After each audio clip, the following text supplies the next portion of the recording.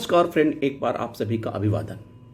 Friends, आज bank update के बारे में बात करता हूं कि all India bank pensioner and the retirees confederation AIPPRC ने अपना एक सर्कुलर जारी करके 20 मई को सर्कुलर जारी किया है, जिसमें for circulation among members of the governing council, state secretariat, special invitees, advisors, affiliates and members.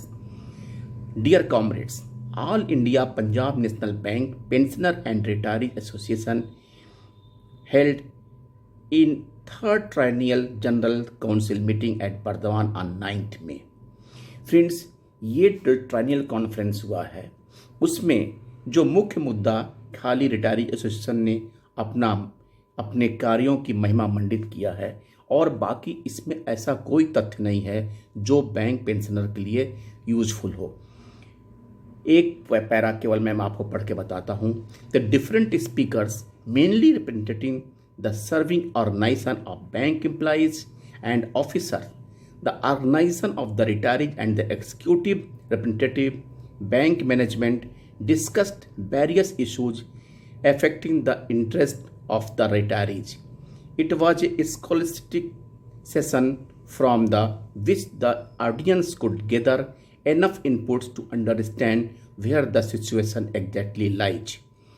The leaders of AIBPRC made it clear that the organization would leave no stone unturned to achieve the much desired goal. A strong message was given against privatization and a deep solidarity between the communities of retirees and the serving people was aimed at. Similarly, the leaders of the serving organization pledged total support to the cause of the elder citizen of the industry. यानी कि इसमें ऐसा कोई तथ्यात्मक बात नहीं था जिससे पेंशन अपडेशन के बारे में अथवा पेंशनर के और भी ग्रीवांसेस के बारे में बात हुई। केवल उस मीटिंग में ये केवल क्या हुआ, क्या किया गया, लेकिन एग्जैक्टली क्या हुआ कुछ नहीं पता फ्रेंड्स।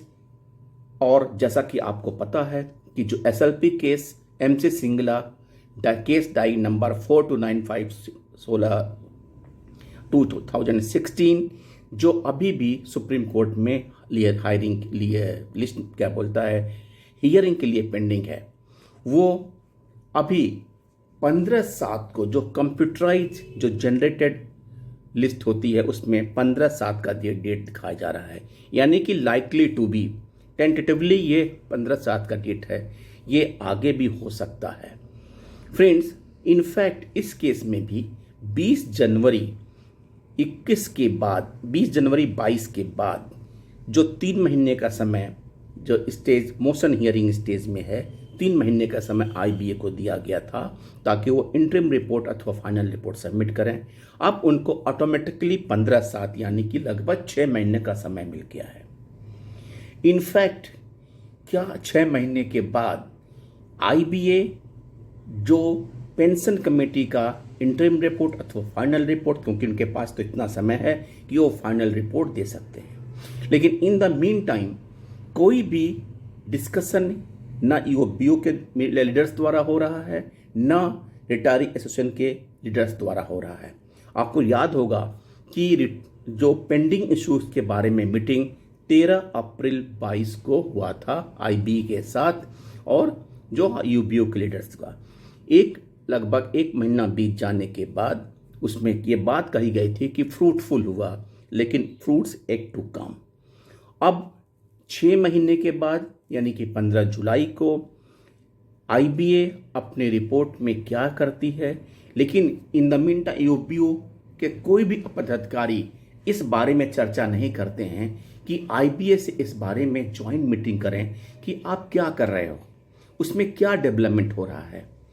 आप पेंशन अपडेशन में पेंशन फंड के बारे में बात करते हो या पेंशनर कितने हैं या कितने आप कब तक कवर करोगे। बीच में एक कंसेप्ट ओल्ड रिटायरीज और न्यू रिटायरीज का भी आया था, एक्चुअली ये है सच्चाई इसमें क्या है, इन सब बातों पे कोई चर्चा नहीं है।